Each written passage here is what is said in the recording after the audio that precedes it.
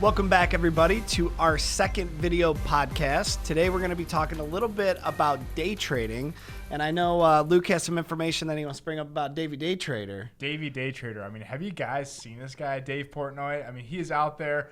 Barstool Sports. I'm representing. I mean, I like Barstool Sports. Yeah, great content. Great content. But he's now resorting to day trading because he can't bet on sports because there's no sports. So we're going to talk a little bit about that today. And then did you hear about Elon Musk and tweeting at Dave Portnoy earlier? I did not. Can you fill me in? Well, okay. Elon Musk basically said that Dave should run for president. So Dave Portnoy made all these shirts saying Portnoy Musk 2024. So, that's something, creating a lot of hype right now in the social media world. I mean, is Dave Portnoy and Elon Musk going to run for president and vice president in 2024? Probably not. But it's something fun to think about. Yeah, well, I think with where Elon Musk has gone lately, he's putting a lot of controversy out there. He's made some very radical moves. I mean, look at the name of his new child. You know, it's just there's a lot going on there. So I don't know. I don't think he could get a majority. But there's a saying: any publicity is better than bad publicity, right? Even bad publicity is all right sometimes. Right. So, but going back to Davey Day Trader, right? You brought up that he can't sports gamble, so now he wants to gamble on the stock market. And there are ways to do that. But we kind of want to differentiate for everyone out there the difference between betting and prudent investing, because they're very different things. Yeah, you can exploit anything you want to benefit in the way that you choose. But we want to make sure that you're not trying to bet on the stock market. That is not the way to go. I mean, should not be gambling. I mean, we did a video about this in the past about why gambling, the attitude of gambling in the stock market is not the attitude you want to have. But then again, if you take an example like Portnoy, for example, he is thinking of it as gambling. So his goal is just to try to get the maximum amount of gain in the quickest amount of time. But to do that, you're taking on a huge amount of risk to do that, because that's what gambling is, right? You might make a lot of money, but the odds are you're probably going to lose a lot of it. And that's why I'm pretty sure he's down a couple $1 million right now, which is nothing to him. He's rich, really rich, so he can handle a couple $1 million loss. But a lot of people that we deal with cannot handle a big loss like that. Absolutely. So when you have that kind of wealth and you have Barstool Sports backing you, you kind of have the opportunity to throw money away. I never would. I mean, I value that too much. I mean, he earned that, and it's just kind of it's been disrespectful to people, right? In this time. The thing is, I mean, he's probably making more money by doing the advertisements and publishing all this than he is actually losing money. So he has a reason to why he's doing it. He's doing it for the publicity. He's doing it for the advertisements. Have you seen his unboxing videos too? I mean, I have not. It's kind of crazy. He has thousands of people sending him stuff every day. So there's a reason he is doing it. But a lot of people, especially like our age or somebody who might have just lost their job, that might have $100,000 in their account, saying, you should not. I'm going to turn to day trading to generate income. That might be an issue. If you don't know what you're doing, 90% of day traders lose money in the stock market. Yeah, I mean, let's talk about one of his losses. What did he just do with Boeing? Well, he bought Boeing, and then it dropped a lot. I think 4 or 5%. He lost a couple $100,000. He sold out of his position, went short on Boeing. So which means you're betting against Boeing, and it rose after that, and he lost another couple $100,000. So it just shows you that in the long-term view of the market, you have to take it as risk management and take it as not gambling. Right. So I think the scenario you just painted for everybody, it brings in behavioral finance, right? So when you see the hype around things, when you see certain news articles and what's going on in the world, the reason he shorted it was because look at airlines. Yeah. I mean, do you really want to be in airlines right now? I wouldn't in my portfolio. Again, Buffett just sold off his positions in the airlines. Right. So by doing so, he was just going off the news. And if you get that direction wrong, you're in a heap of trouble. Yeah. Right. So when it comes to investing, what you truly should be doing is developing that long-term plan. Right. And there's a lot that goes into that. You have to figure out your goals. But on top of that, you have to have a sell strategy for one. That's a huge, huge thing that I think a lot of retail investors miss is that they never have a sell strategy, and there's no knowledge or anything to base it on if they do, right? Yeah. So what constitutes the value of a stock? What mathematical equations do you need to use? I mean, those are the things that you need to research if you're going to try to get into this on your own, right? Right. I mean, there's a lot of things that go into investing and in trading. I mean, if we're take a look at both sides, you have to use your fundamental analysis, technical analysis. We're not going to bore you guys with the boring terms and what that means. Well, just but real there's quick, ways of valuing a company, that's fundamentals, right? That's the way taking a look at their PE ratio. The very basics, PE ratio, their debt to equity ratio, all these different metrics that we can use to see how much a company is worth and if they're trading over top that value or underneath that value to see if we're going to buy it or sell it. That's what fundamentals are. Technicals. Right. So looking at the balance sheet, taking a look under the hood, right? Yeah. So just dissecting that company in general, right? Right. And then from a technical standpoint, it's all about charts. It's all about supply and demand, using mathematics to kind of base buy and sell decisions. Yep. So whether that be moving averages, Fibonacci retracements, relative strength index, I'm throwing out all these big terms. Again, just to go basic. So on the easiest way of technicals, normally there are supports, right? So you have these parts in the market where it's going to hit a certain area and it's always going to get stuck there. It's never going to go through. Right. And once it pops through, that's a good signal for higher ups, right? So just easy things like that, but it gets very, very technical. I mean, he's throwing out a lot of terms there. It gets very technical, and that's why it's called technicals, right? Basically when we talk about support and resistance, we're talking about where buyers are going to show up again and where sellers are going to show up. So where buyers are going to show up, that's going to be your support levels. So that's where you should buy in because it shouldn't fall below that price, or it's going to struggle to fall below that price. Resistance on the other side is where sellers tend to be. So because they're selling at the demand, or your selling pressure against a stock, that means it's going to drive prices down. So that's maybe a position where you want to look at to sell your stock because it's probably going to not get above that certain price level. So I mean, there's all kinds of different metrics you have to use when trading the markets, and a lot of day traders or trying to be day traders don't use any of these metrics. Yep. So they literally are, stocks can go up or down, right? If you get it at one price, people would say you have a 50% chance of the stock going up, a 50% chance of the stock going down. But that's not necessarily true. Yeah.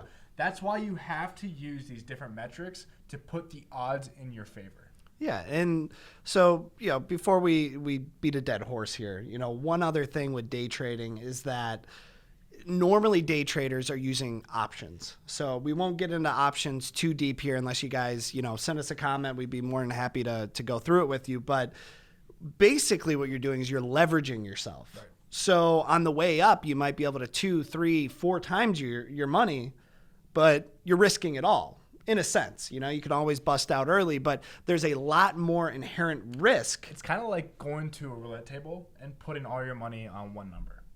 Right. Odds of you winning that number are very low, but if you win that number, you might hit it big. Yep. You're going to hit it big. Yeah, so that's a good analogy. So when you're dealing with options, if you don't know what you're doing, you're not a professional, and you aren't looking at the amount of money you're putting in each position and trying to kind of mitigate your risk. So let's say your portfolio, you don't want to bust out of your portfolio, but you think the market's going to go down. You may be able to use options to kind of, even that out, right? Hedge. You can use options to hedge. So if you have a long position on a stock, for example, and that means you're hoping that it goes up, then you can buy puts, which is betting against saying you have the right to sell that stock at a certain price. You can use that to protect on the downside in the short term. So there's all kinds of different strategies to utilize. And the thing is, really what we're trying to get across to you guys is to make sure that you understand what you are doing, because before you do it. Robinhood, came out and it released this commission-free option trading platform basically to the public. And people downloaded the app, they went in and started trading stocks, started trading options, and people started buying these huge spreads, which, again, we're not going to get into spreads at this moment, but they were doing all these different spreads, which leveraged themselves to have $5-10 million portfolios when they only had $5,000. So they didn't realize that they could get called on their positions. I'm using these big terms, but that means they were liable for $5-10 million that they didn't have. Right. So if they didn't come up with $5-10 million, they would be liable to come up with that $5-10 million. Yep. So these people basically went bankrupt, or these huge civil lawsuits that happen. So, I mean, it's really important to know what you're buying in the first place, because really when you go blindly into anything, it's not good. Yeah, so let's take a step away from what we're calling the gambling side of it, right? That short term, trying to guess the direction of the market, trying to pick that next great stock, going in and out of these positions very quickly.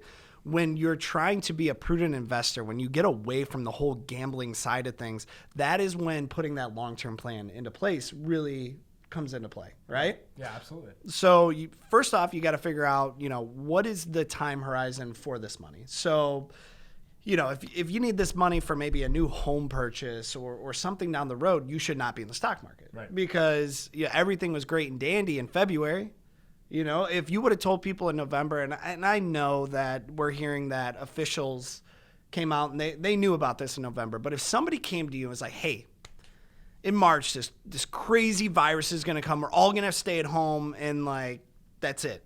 You would have looked at them like they were crazy, right? And most people, not all, most people probably wouldn't have listened. No. So we got blindsided. You saw a 35% drop, like a flame going up. It was just you're watching your money burn. But if you were to go into that behavioral finance, oh no, the world's coming to an end, all this bad news is out there, I'm freaking out. Now you sell at the bottom. Yeah. What happened? We just lost all your money. No, but what happened after that? Well, we rebounded 30%. Right. So that's where you have to have the long-term outlook, the sell strategies in place, because if you make these irrational decisions, now you're making irreversible financial mistakes, and you will never be able to recoup that money.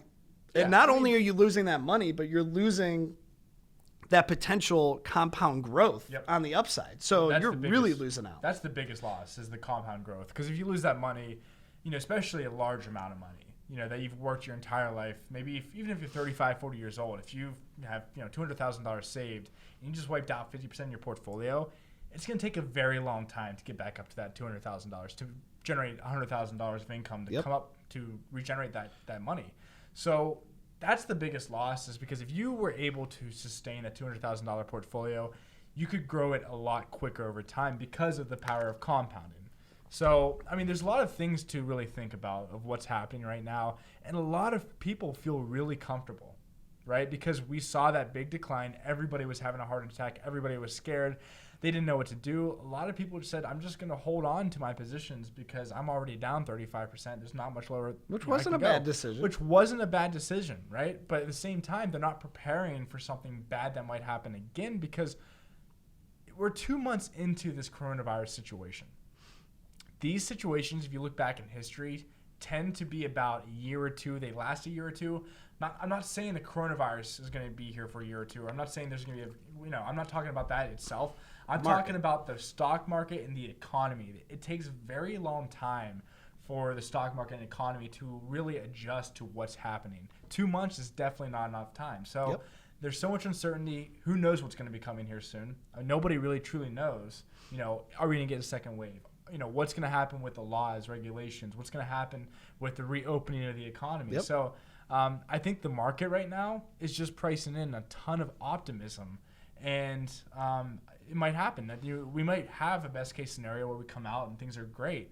But you always have to keep in mind that risk standpoint to say, hey, if things aren't as good, how am I going to protect on the downside? And I think another thing we have to realize is that what worked in the past is not going to work in the future. So there's different ways to go into investing. There's different metrics that people look at. There's different school of thought. But a lot of retail investors are always talking about fees. Yeah. Fees, expense ratios. Oh, I picked the lowest expense ratios. This is great. And passive investing has been great. So you could have just picked an index fund that maybe tracked the S&P 500 for the past 10 years, and you're killing it. You 3 times your money easy. So if you're doing that, that's great. And you may not be paying these underlying expenses, but moving forward, I don't believe passive investing is going to work anymore. I really don't. And that just comes back to me saying there's going to be winners and there's going to be losers coming out of this. Who can evolve? Who can stay up with these times? Who can change? Because the world is changing, whether we want it to or not. Yeah. So what companies are going to be able to do that at a very quick fashion and then keep up and then innovate from there, right? Right. Well, what you're talking about is the do-it-yourself like investor. Somebody who has those passive funds, those retirement funds. If you're retiring in 2040, you have a 2040 retirement fund. So you've done great. If you've done that strategy, you've done great over the past 10 years. Congratulations, really, truly, like you've done great. But going forward, it's going to be very important to, like we talked about earlier, the power of compounding. If you continue to passively invest and you own everything basically, your portfolio is going to act like you own everything. So you're going to own the airlines, you're going to own Boeing, you're going to own all these different stocks that might not perform well over the next 5 to 10 years. I mean, who knows? So when we're talking about the active management aspect of it, we want you guys to, who has done passive investing over the past 10 years, who's performed very well, to make sure that you are in the best situation over the next 10 years, because the next 10 years are not going to be like the past 10 years. We saw the biggest bull run in history, 11 years basically, to 2009 to 2020. And it was just this huge, massive opportunity to generate wealth. And that's what a lot of people did. Yep. The market really didn't go down. We saw a couple downturns, but it was just basically purely up. Yeah, steady rise.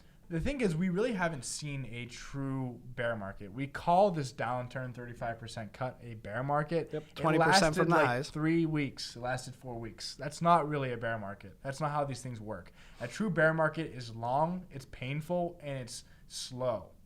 You know what I mean? It's not fast. A correction is fast. I know we can call it a bear market, but really, it was a big, very, very big correction because we're back to where we were. We're higher than we were a year ago. So put that into perspective. Exactly. Think about this time last year. Okay, if we're higher right now, how did you feel last year right now? You were feeling great because we're at all-time highs probably. Yeah, and the economy was looking great and everything was going up. I don't want to be higher than I was right now with everything that's going on, with the world being shut down, with all these uncertainties. I mean, you have to realize that a lot of the comeback in this market has been from the Fed, right? Yeah. It's been from all the stimulus packages. They're flooding it with all this liquidity, and they're kind of artificially keeping it up, right? So what happens is these people see, okay, look, things are good again. Their fear of missing out. They're jumping back in. Look, every day I wait, it goes up. So they're just putting it back in. So everybody's going in. Now it's going up more and more and more and more. When does that rug get pulled? Yeah. And you have to be ready for these situations. And it becomes more important when you are transitioning from an accumulation phase to a distribution phase. That's when it really, really makes the most difference, because now it's a light switch. All right. We don't have time. We're not earning. We're not putting money into this. We don't have time to wait. Now we need to actually take money out and create ourselves a paycheck. Right. Right. So when these 35% drops happen overnight, exaggerating, but you know what I mean? Yeah. You still have to sell. You still need a paycheck. Yeah. You still have to pay your bills. So now you are forced to sell low. Forced to sell low. For our clients, we were looking at the fixed income portions of their portfolios that maybe weren't beat up as much if they needed income. In the very, very extreme measures, it may even have made more sense for you to take out a HELOC, pay your expenses at maybe 3%. Interest rates are so low, right? So why not? And then when your portfolio rebounds, take it out and then pay that back.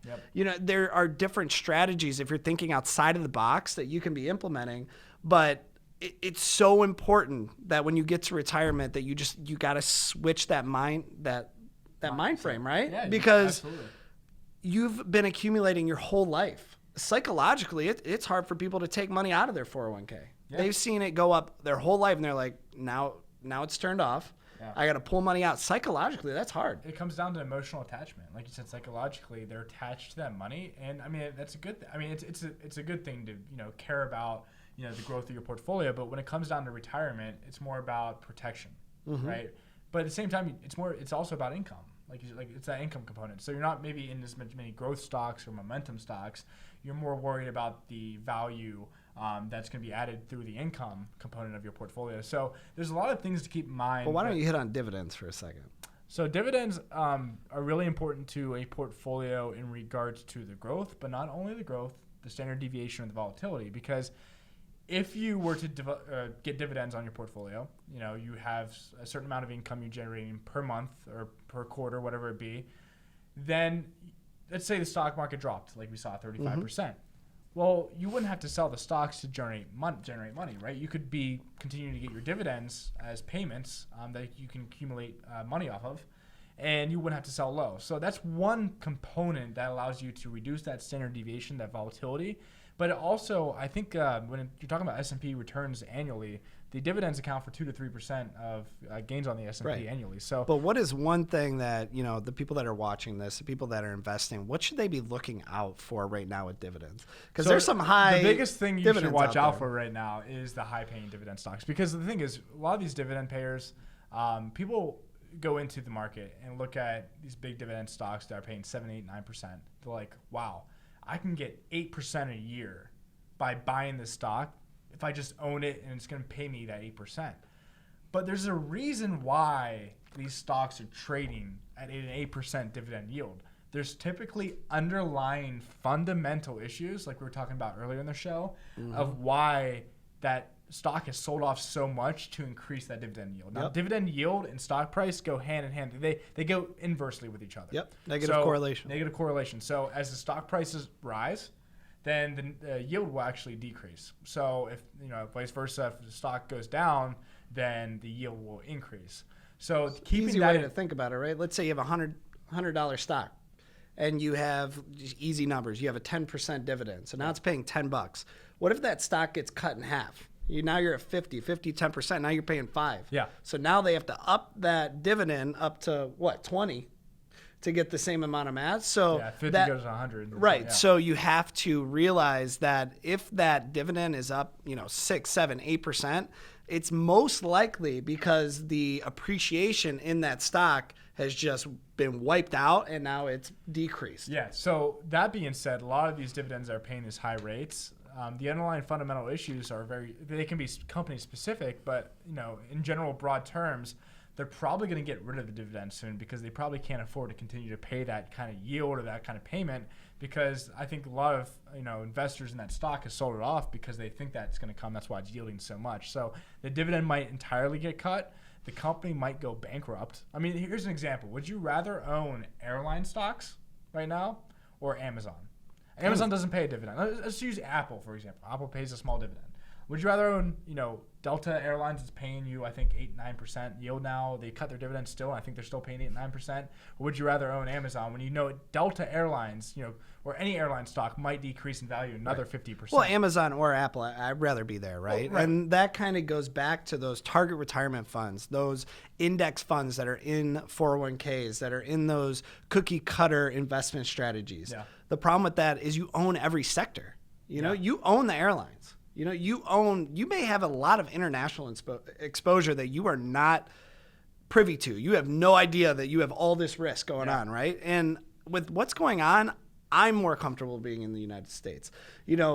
Having international exposure and having, maybe even a little Eurozone and things like that are always good, small percentages of portfolio, because there's a lot of reward there. So there's kind of that, that risk reward type relationship. So the more risk you take on, you should be getting more reward. And if that's the efficient frontier model. Right. And if it's not the case, you get out, right? You bust out of it. But those are the areas that, if you're willing to take extra risk, because there is risk to be there, you may get that extra reward. So there are places for that. Don't get me wrong. But if you look at your investments that are just in everything, you may be 20, 30% in international. Is that how much you want to be in? I don't know. Well, yeah, and that's the key is you don't know. But we don't know the true answer because we don't have a crystal ball, right? It'd be nice if we had a crystal ball. We probably wouldn't have jobs, but that's okay. I'd probably go buy a lottery ticket, would be a billionaire and live on my little island. But, because Lukey day trader. Lukey day trader. Exactly. I'll teach Davey day trader a few things. If you ever need help, Dave, just let me know. But, no, I think it's, the future is going to be interesting to see what comes out of this. And you have to be prepared. And that's why you do have to own different correlated asset classes. Why you have to have maybe some international exposure. Why you have to have, some dividend paying stocks, maybe some growth stocks like Amazon. Maybe some or commodities Netflix that might come out of this pretty strong.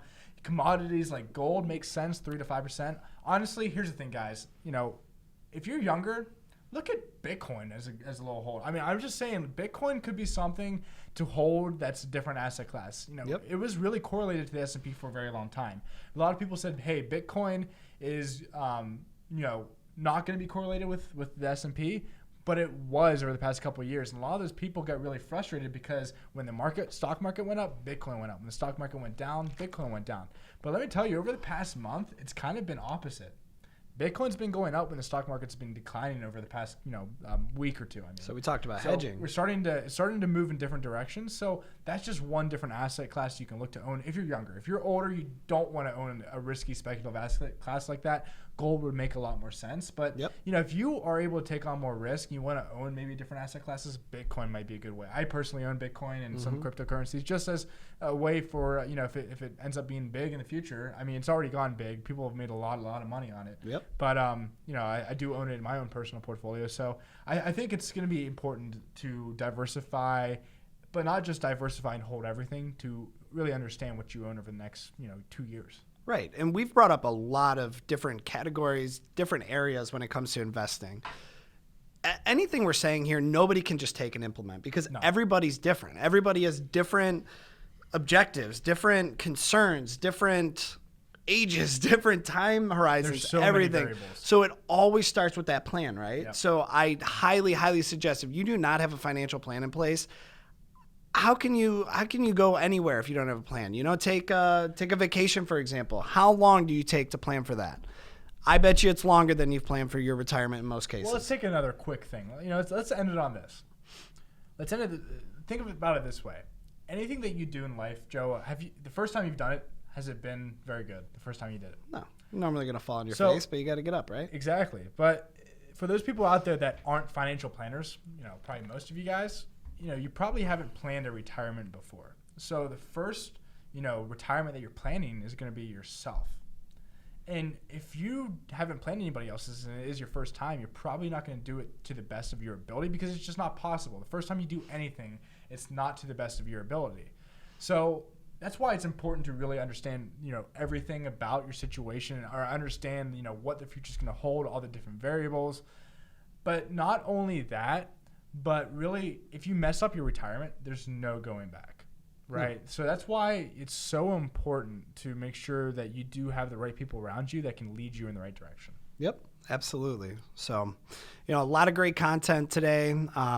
So what we suggest, don't gamble out there unless you have money that you could throw out the window and you'd be okay with. If you're throwing it out the window, just give it to me. Yeah, we'll gamble for you. But get a long-term plan, put it in place, and that is going to be the key to success. As long as you're trying, if you sit there and you don't do anything at all, we call that paralysis by analysis. It is better to take those chances, fail, and then kind of remaneuver that ship and go a different direction. You're going to find yourself in a better situation for success. So go out there, give it a shot. If you have questions, if you want to know about any of these topics we talked today, just leave us a comment below. We'd be happy to reach out to you. If there's another topic you want us to talk about, please let us know. That just makes it more fun, more engaging, and we enjoy that with everybody. But we just hope you're having a great weekend now. Finally things are opening, so be careful out there. Be careful. The outdoor patios are opening up. I know here in Ohio. Next week, restaurants actually fully open up. Yep. I think gyms open up May 26th. So it'll be interesting. We can start to pump that iron again. But one last thing, going off of asking us any questions, topics for the future. We do want to have guests on here, so we're going to actually start that up probably here in a week or two. Get guests on this podcast to make sure that we do get more, engaging content, different perspectives. Yep. So if you would like to be join us here on this podcast, just let us know and we'll get you in here and we'll have a good time. Sounds good. You guys enjoy your weekend.